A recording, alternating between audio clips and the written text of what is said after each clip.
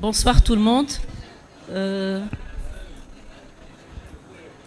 alors je suis contente d'être parmi les pédiatres. C'est la première fois que je suis là pour participer avec vous.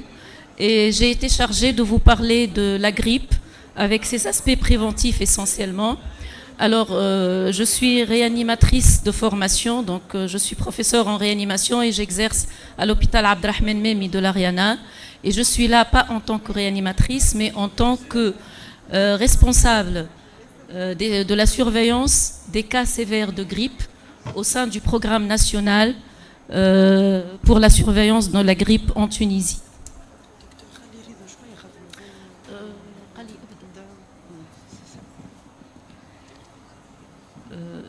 Donc sans plus tarder, je crois qu'on peut commencer. Alors, pour commencer, je n'ai aucun conflit d'intérêt. Donc avant d'arriver au chapitre dont j'ai été chargée de vous parler, qui est la prévention, je vais commencer par donner quelques notions qui sont fondamentales pour comprendre donc la suite. Alors, pour la grippe, vous savez qu'il y a deux acteurs, le virus d'un côté et le vecteur de l'autre.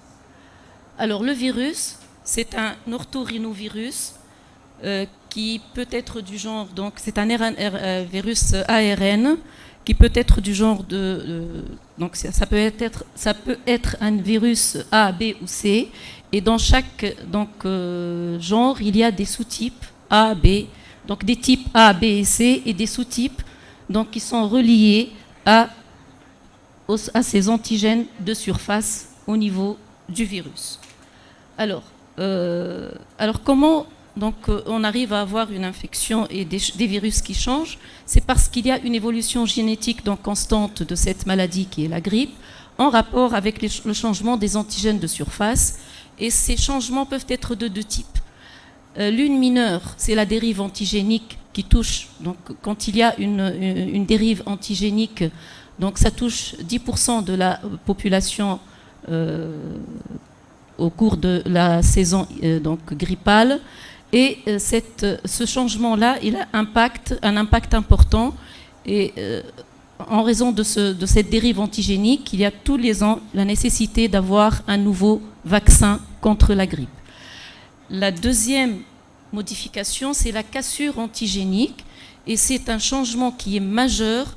Et c'est à ce moment-là qu'on va avoir les pandémies. Donc c'est des impacts comme en 2009 où on a l'apparition du virus H1N1. Et donc ces cassures antigéniques, elles ont été responsables des pandémies donc, que vous connaissez, donc en 1918 le H1N1, en 1957, en 1968 et en 2009 avec le virus pandémique H1N1. Alors la deuxième notion, c'est l'infection grippale. Alors cette infection grippale, elle évolue par saison. Et donc, selon que l'on soit en hémisphère nord ou en hémisphère sud, donc on a l'apparition donc de cette saison. Nous, en Tunisie, on est en hémisphère nord, donc on va avoir le début de la saison grippale, donc début octobre, et là on a commencé la saison grippale, et ça finit fin avril. Donc à l'hémisphère, quand il y a un climat tropical, c'est variable. Et quand vous êtes en hémisphère sud, c'est plutôt en été que vous avez la saison grippale. Alors, la caractéristique de la maladie grippale, c'est sa haute contagiosité. Et donc, c'est une maladie virale qui est hautement contagieuse. Alors, ce qui est important à savoir ici, c'est que quand une personne est infectée par le virus, il y a une incubation qui va varier de 1 à 4 jours, suivie par l'apparition des symptômes qui vont durer 2 à 7 jours. Et la période de contagiosité, elle commence un jour avant donc, le début des symptômes et elle va durer pendant tout au long de la période.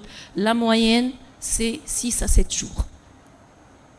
Et cette contagiosité, elle va être donc soit par l'air, soit par contact direct, soit par l'environnement. Alors, par l'air, c'est ce qu'on appelle la transmission directe, Et là, ça se fait par gouttelettes au moment de la toux ou de l'éternuement. Et les gouttelettes, elles vont contenir le virus qui va tomber jusqu'à 2 mètres de sa source d'émission. L'autre façon d'être contaminé, c'est la contamination indirecte. Et là, ça se fait par les mains qui sont souillées par le virus en contact avec les surfaces, donc qui va contaminer des surfaces, et quand il y a une autre personne qui va être en contact avec ces surfaces, donc elle va être contaminée. Alors dans ce cadre, l'enfant, il va être donc un réservoir important, parce que l'enfant, on ne peut pas donc l'obliger à rester donc en place, à ne pas toucher des surfaces ou à jouer avec ses collègues. Donc l'enfant là est un réservoir qui est fondamental dans la transmission de cette maladie. Alors sur le plan clinique, donc je ne vais pas vous rappeler tout ça, mais il y a toujours 2 phases. La phase d'invasion brutale avec des signes généraux. Ensuite va s'associer les signes donc respiratoires des voies aériennes supérieures, inférieures avec le syndrome algique. Alors en pédiatrie, les caractéristiques, c'est que chez l'enfant, vous allez avoir surtout donc une perte d'appétit qui va attirer l'attention. Et quand il s'agit de nourrissons, quand vous avez une forte fièvre, il peut y avoir des convulsions au-delà de 39 degrés avec des signes indigestifs au premier plan. À côté de cette forme habituelle, vous avez les formes cliniques. Et là, je vais insister surtout sur la grippe maligne ou la pneumonie virale qui va réaliser le tableau de SDRA et qui peut s'associer à une atteinte des différents autres systèmes, notamment une atteinte cardiaque, une atteinte méningo-encéphalite, et qui va évoluer souvent vers le décès par un syndrome de défaillance multiviscérale. Et la grippe compliquée, elle peut être compliquée soit de surinfection bactérienne, avec notamment le staph et le pneumocoque, l'hémophilus et rarement les BGN. Elle va survenir entre 5 et 7 jours et elle va évoluer en 2 phases, avec une première phase où vous avez les symptômes de la grippe qui vont s'améliorer, et après donc il va y avoir une rechute avec réapparition de la fièvre et des signes respiratoires.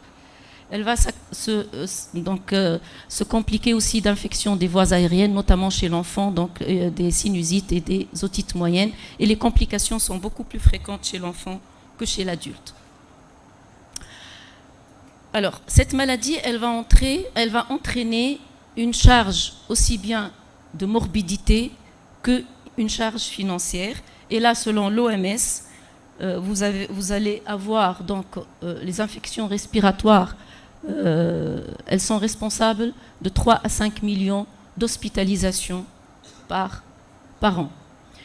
En Tunisie, alors notre programme de surveillance qui a inclus depuis 2014 la surveillance des cas sévères de la grippe. Donc notre système de surveillance, il a commencé, donc la surveillance de la grippe en Tunisie, elle a commencé en 89 avec la surveillance des cas qui ne sont pas sévères, donc au niveau des dispensaires, sur toute la République. Et en 2014, il y a eu un programme de renforcement de la surveillance de la grippe avec inclusion des cas sévères. Et donc, on a commencé à recenser les cas sévères. On a piétiné en 2009-2010, mais ça a réellement commencé en 2014. Et là, vous avez donc une évolution des cas sévères de grippe donc, qui sont recensés sur tout le territoire tunisien. C'est possible que ce soit des chiffres qui sous-estiment le nombre réel, parce que notre surveillance, c'est une surveillance sentinelle qui est basée sur donc des centres qui sont nommés par le ministère de la Santé publique. Et donc cette surveillance sentinelle, elle fait qu'on ne recense que les cas qui sont donc hospitalisés dans ces services. Alors en 2017, durant la saison 2017-2018, on a recensé 1800 donc, cas de SARI, donc d'infection respiratoire aiguë sévère, avec 830 qui ont été signalés, c'est-à-dire que ces 830-là, ils ont été recensés au niveau des cas, au niveau des centres qui sont nommés. Alors, les 1000, on va dire, autres cas, ils ont été recensés parce que c'était un essai qu'on a fait en 2017-2018 pour voir quelle est la sous-estimation des cas réels de SARI. Et là, on avait donc, parmi les 830 cas de SARI signalés et qui avaient donc un prélèvement et un test pour la grippe, il y a 42,05% qui étaient testés pour la grippe, parmi lesquels il y a donc des enfants donc, de 0 à 15 ans. Donc il y a quand même on va dire 60 enfants parmi ces 800 cas. Alors parmi ces cas SARI, on a recensé donc 176 cas de décès, ce qui représente 22,5% de la population. Et parmi ces 108 positifs à la grippe, donc qui sont décédés, il y a 8 femmes qui étaient enceintes, et on va revenir sur la femme enceinte. Et parmi ces cas SARI qui sont décédés, il n'y a que 5% qui étaient vaccinés contre la grippe, ce qui est un chiffre qui était alarmant pour les autorités. Alors, à côté de cette charge de morbidité, il y a la charge donc, financière. Et aux États-Unis, donc, on estime que la grippe représente 65% des dépenses annuelles des maladies évitables par la vaccination, ce qui représente un chiffre qui est important. Alors, ceci nous amène donc à parler de la prévention et de l'intérêt de la prévention au vu de ses impacts sur la morbidité et sur les dépenses en soins. Alors cette prévention, elle va se faire sur 2 volets. Je vais passer donc rapidement sur le premier volet et on va donc après parler surtout de la vaccination antigrippale. Alors le premier volet, ce sont ce qu'on appelle les mesures barrières. Alors ces mesures constituent une barrière à la transmission du virus grippal, que ce soit sa transmission directe ou indirecte. Alors, comment on va s'opposer à cette transmission directe? C'est par le port de masque chirurgical ou de masque FFP2, ce qu'on appelle la distance sociale, et je vous ai dit tout à l'heure que le virus il peut tomber jusqu'à 2 mètres dans son lieu d'émission. Donc, cette distance sociale, c'est de garder un minimum donc, de 2 mètres entre celui qui est atteint et son interlocuteur, et la bonne aération des locaux. Pour la transmission indirecte, on insistera sur la désinfection des mains avec les solutions hydroalcooliques et la désinfection des surfaces. Les autres mesures barrières quand vous avez une pandémie, c'est de limiter les déplacements, d'éviter les réunions publiques. Il ne faut plus se serrer la main ni s'embrasser. C'est le port du masque chirurgical en cas de symptômes. La protection individuelle, elle peut être assurée avec un masque FFP2 qui doit être changé toutes les 4 heures et le lavage fréquent des mains. Alors, la limitation des déplacements, elle intéresse aussi les enfants parce que quand vous avez un enfant qui est malade, on conseille toujours aux parents de ne pas l'amener à la crèche ni à l'école parce qu'on ne peut pas l'empêcher de jouer avec ses amis. Et donc, il faut les garder pendant les moments, enfin, la durée où il est contagieux. Et c'est pour ça que notre programme national, on a fait des flyers donc, sur comment on va se protéger et protéger les personnes donc, qui sont en contact avec nous.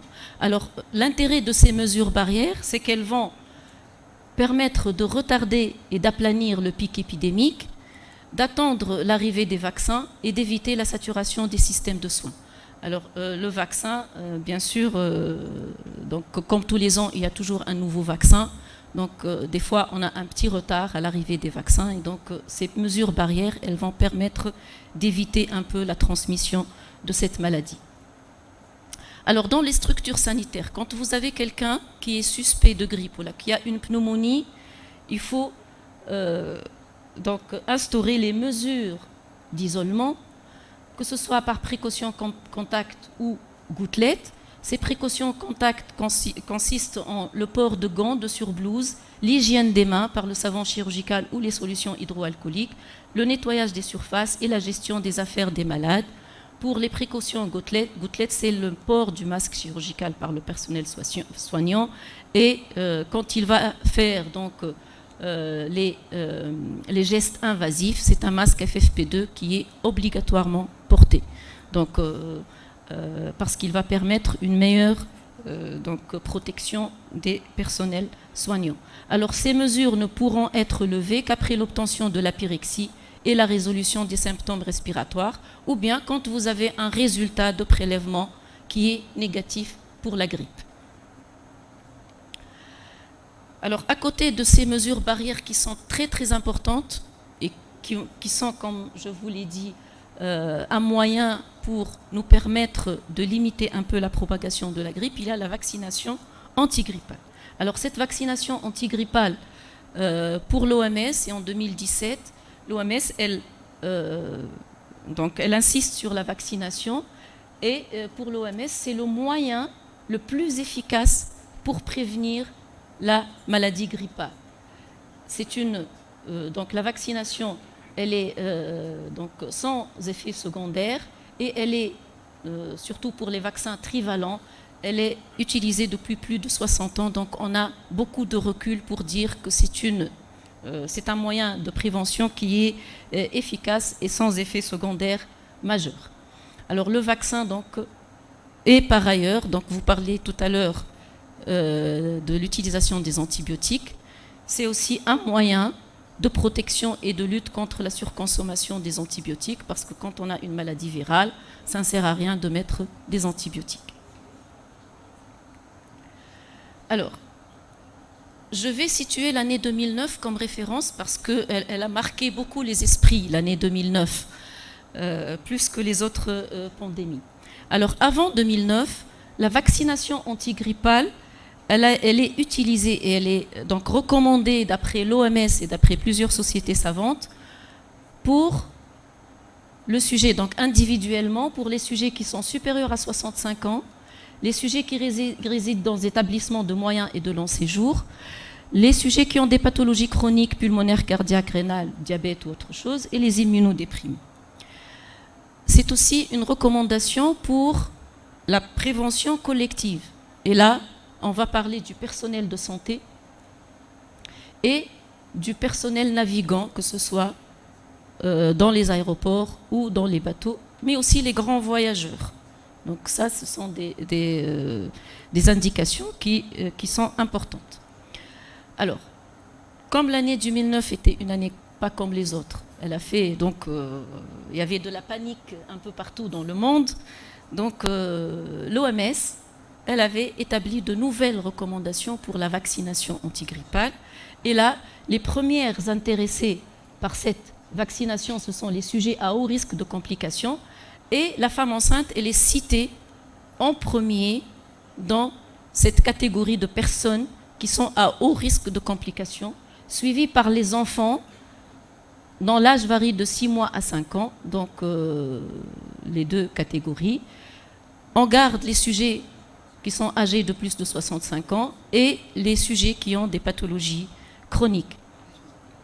Et là, on garde aussi le personnel navigant et les personnes donc, travaillant dans le système de soins. Et là, on inclut de nouvelles personnes à côté de la femme enceinte qui sont les sujets obèses avec un index, donc un BMI qui est supérieur à 40. Donc ce sont les nouvelles recommandations de la vaccination antigrippale après 2009.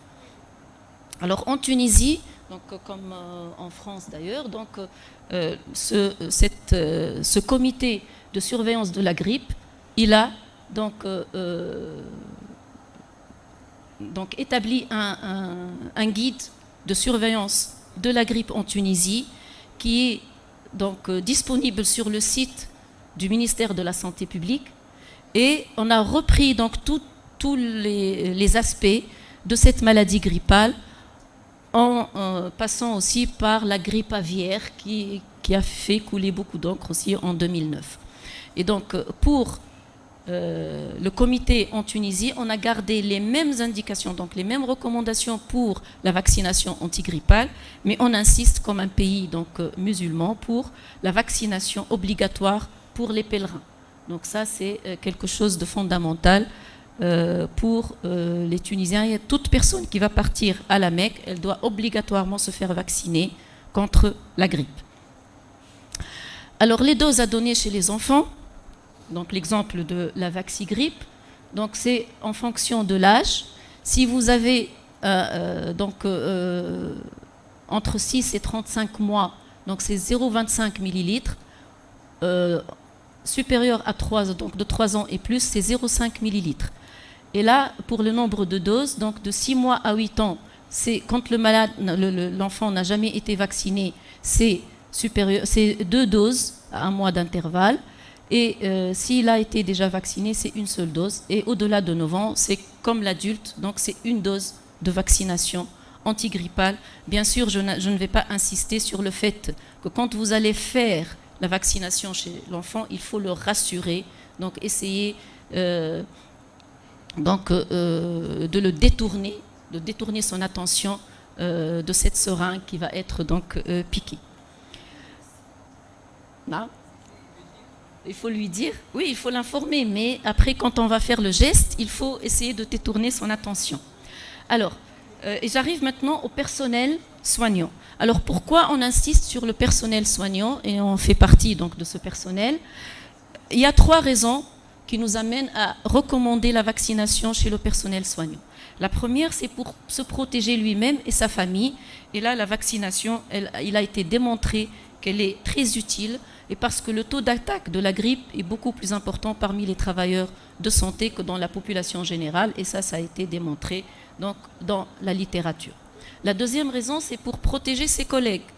Donc, et là, la vaccination est utile parce qu'elle va réduire le risque d'attraper le virus, et elle va diminuer le risque de devoir s'absenter et ainsi d'augmenter la charge de travail pour ses collègues et de transmettre donc le virus à ses collègues. Et la troisième raison, c'est de protéger les personnes dont on s'occupe. Et là, la vaccination, elle est probablement utile. Et là, donc, il y a deux travaux qui ont été publiés. Le premier en 2006, BMJ, et là, on parle que donc, la vaccination du personnel donc, soignant, elle peut prévenir donc, la transmission et le décès chez les patients qu'on prend en charge, mais que cette vaccination à elle seule n'est pas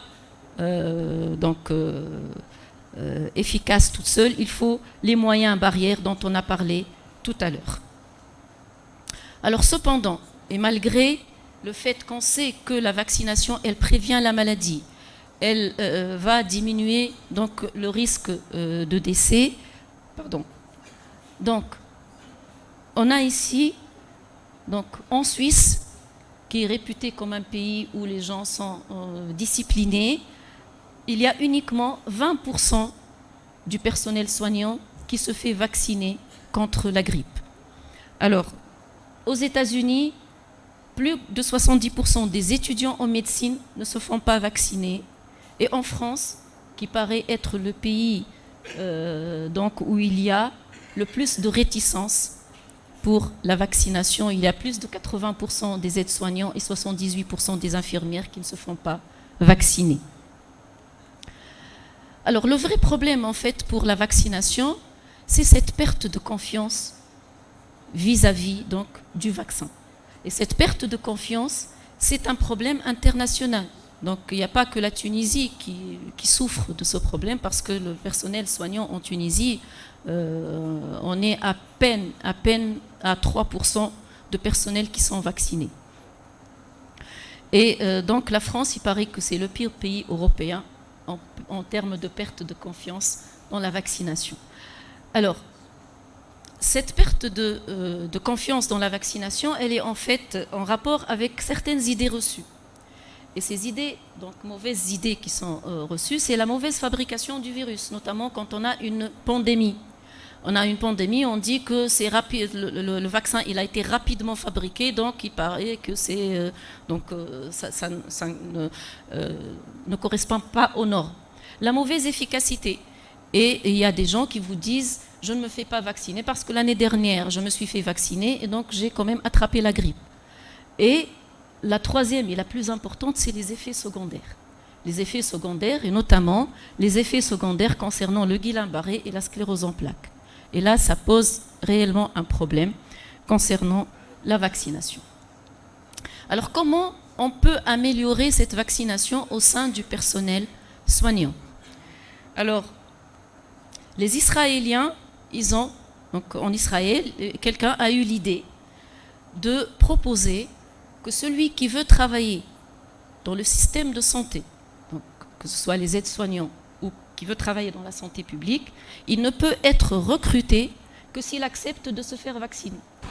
Donc c'est une condition préalable à l'embauche, donc au niveau du système de santé. Il paraît que ça a marché.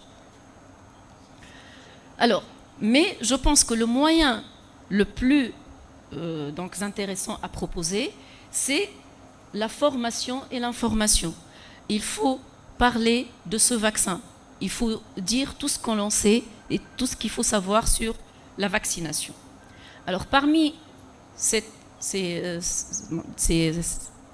données qui sont importantes, il y a les contre-indications. Et il faut insister sur le fait que le vaccin de la grippe n'est pas, comme plusieurs vaccins d'ailleurs, il est contre-indiqué en cas d'allergies vraies qui sont réellement exceptionnelles. Donc il n'y a pas réellement beaucoup de cas où on a une allergie donc, aux œufs, au formaldéhyde, aux autres systèmes, aux autres composants du vaccin. Il y a l'infection aiguë qui, pour certains, elle peut être un frein à la vaccination, mais il faut insister sur le fait que cette infection aiguë ou la fièvre qui apparaît, elle ne fait que différer la vaccination. Donc après la disparition de la fièvre ou de l'infection, on peut se faire vacciner. Et il faut informer sur la fréquence de ces effets secondaires qui sont le plus souvent donc, bénins et transitoires et qui restent inférieurs à 10% et qui se limitent à une réaction locale au site de l'injection, parfois une réaction générale, mais qui sont toujours moins intenses qu'une grippe. L'autre effet secondaire, c'est le syndrome de Guillain-Barré. Alors, le syndrome de Guillain-Barré, vous le savez que c'est un syndrome neurologique qui peut être, lui, post-infectieux. Donc, il peut être postérieur à une grippe. Donc, la grippe, elle peut être elle-même responsable d'un syndrome de Guillain-Barré. Et donc là, il faut insister sur le fait que pour le moment, donc il n'y a aucune relation directe qui a été démontrée entre la vaccination antigrippale et la survenue de ce syndrome de Guillain-Barré. Et ce lien donc n'a pas été confirmé, mais même s'il existe, il est inférieur à 1 cas pour 1 million de sujets vaccinés. Alors, il faut insister aussi sur l'efficacité du vaccin contre la grippe saisonnière. Et il faut informer les gens que le vaccin contre la grippe, il diminue les infections de 70%, de 50% chez les sujets âgés. Il diminue les complications de 56% sur le plan respiratoire. Il diminue de 50% les hospitalisations et de 68% les décès. Et ça a été démontré dans les différents papiers qui ont été publiés. Les vaccins, donc on a actuellement un recul de plus de 60 ans, notamment pour le vaccin trivalent.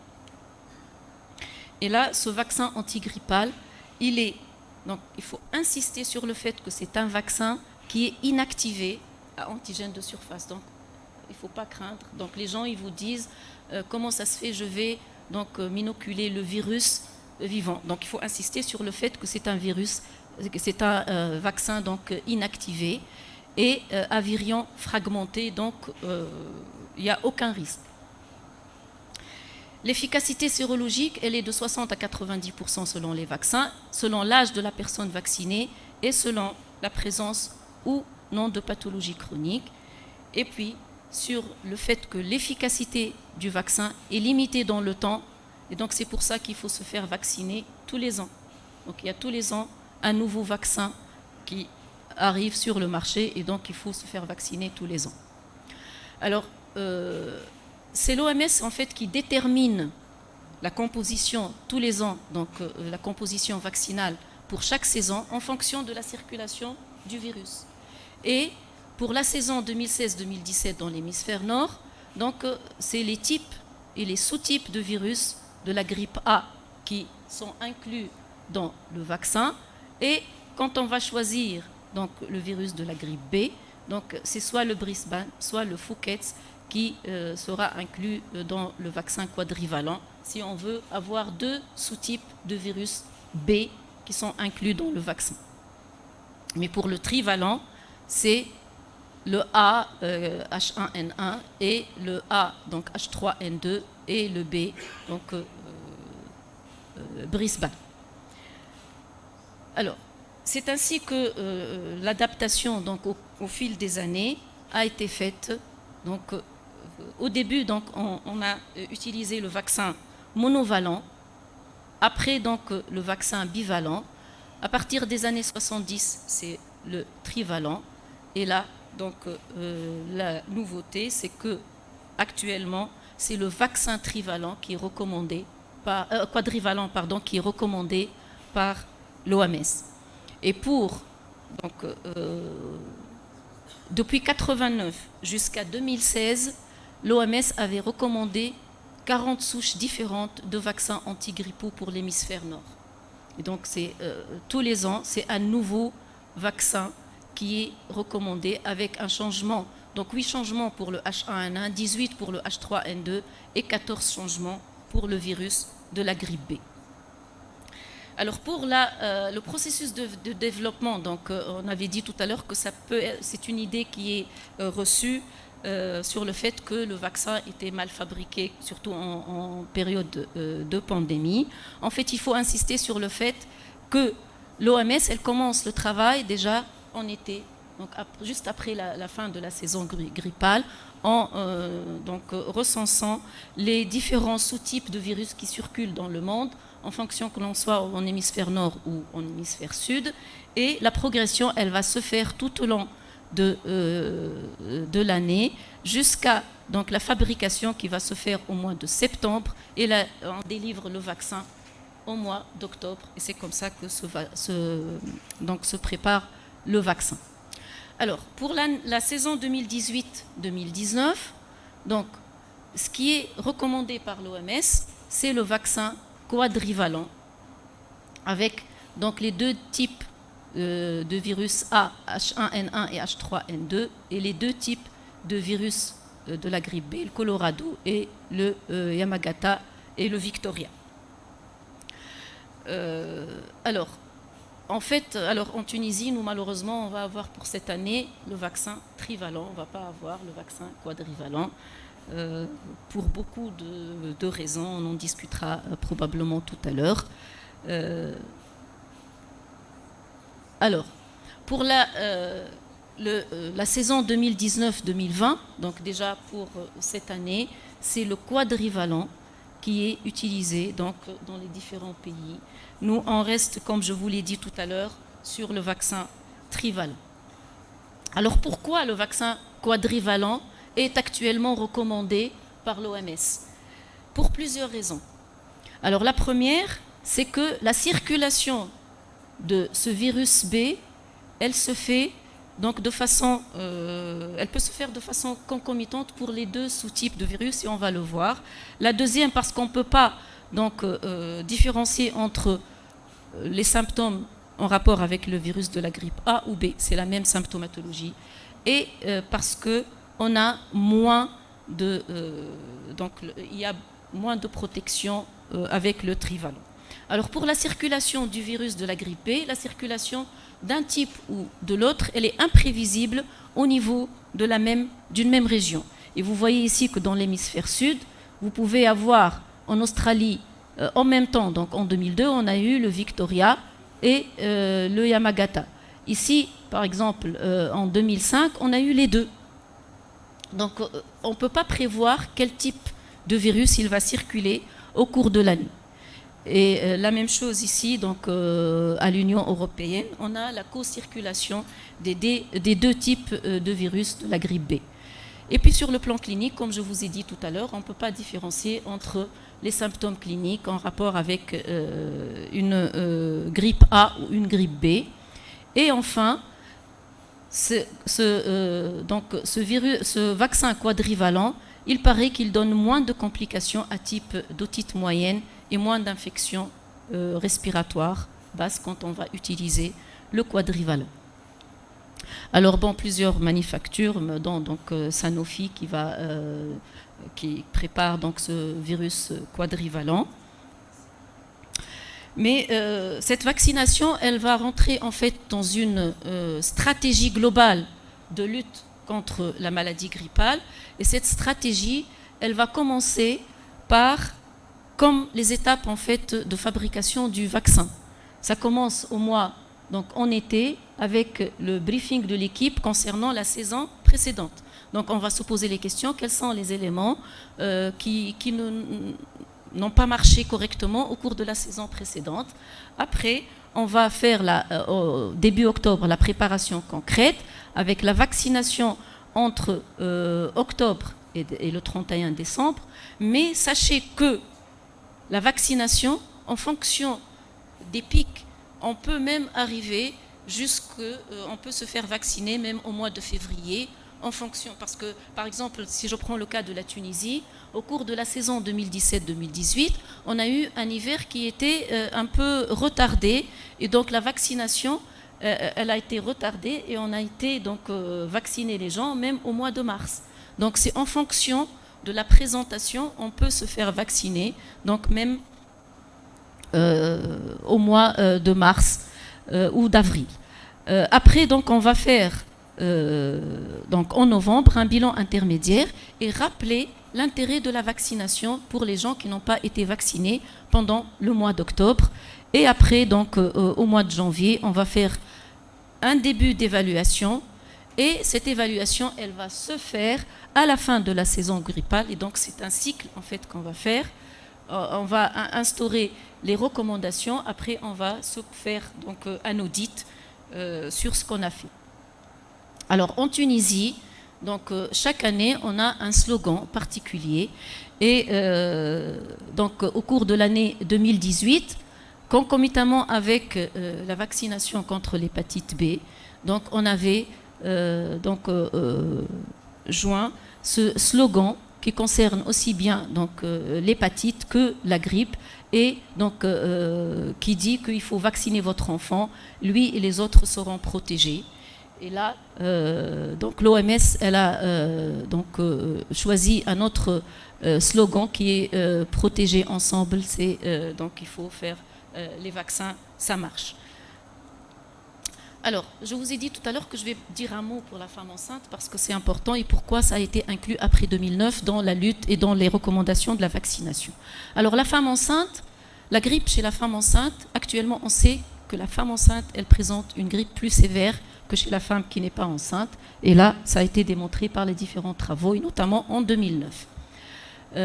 Donc, le risque de survenue de formes graves et de décès est plus important que dans la population générale.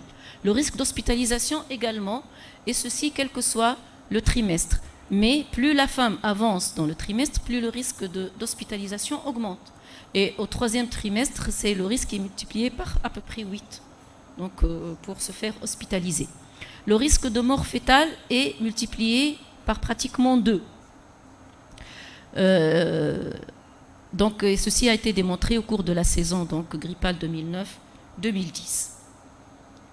Alors, quelles sont les hypothèses physiopathologiques? Pourquoi la femme enceinte, elle fait plus de grippe sévère?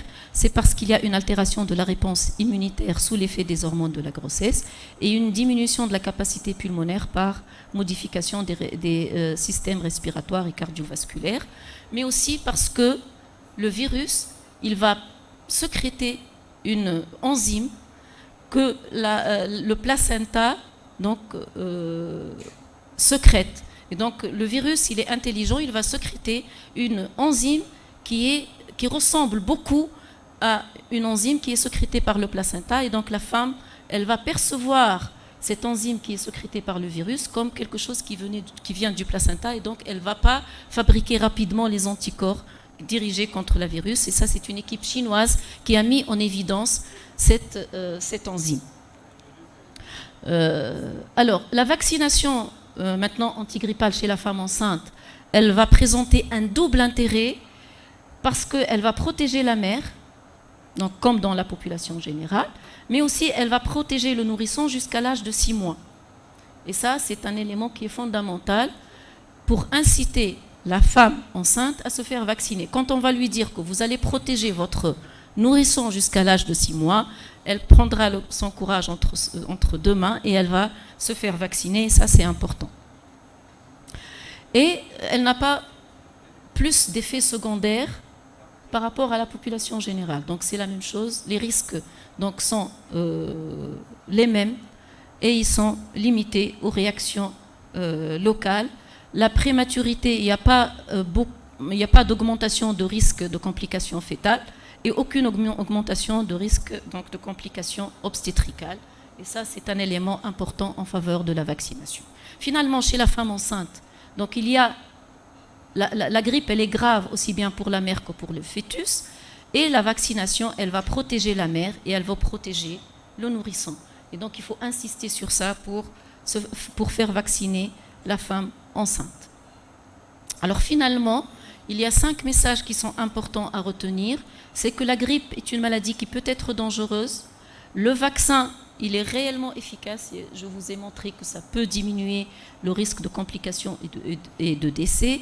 Il n'a donc aucun effet secondaire. Il faut se faire vacciner tous les ans. Et seules les personnes âgées, elles doivent se faire vacciner, mais aussi il y a d'autres catégories de personnes dont on a parlé, notamment la femme enceinte. Et finalement, pour conclure, je vous dis que le pire n'est pas certain, mais il faut s'y préparer. Donc, on ne peut pas savoir comment va évoluer une saison grippale, et donc il faut se préparer et surtout inciter sur la vaccination, donc des sujets donc à risque notamment dans la femme enceinte, les enfants qui ont des pathologies chroniques et les sujets âgés et le personnel soignant parce que ça permet de protéger nos malades. Et je vous remercie.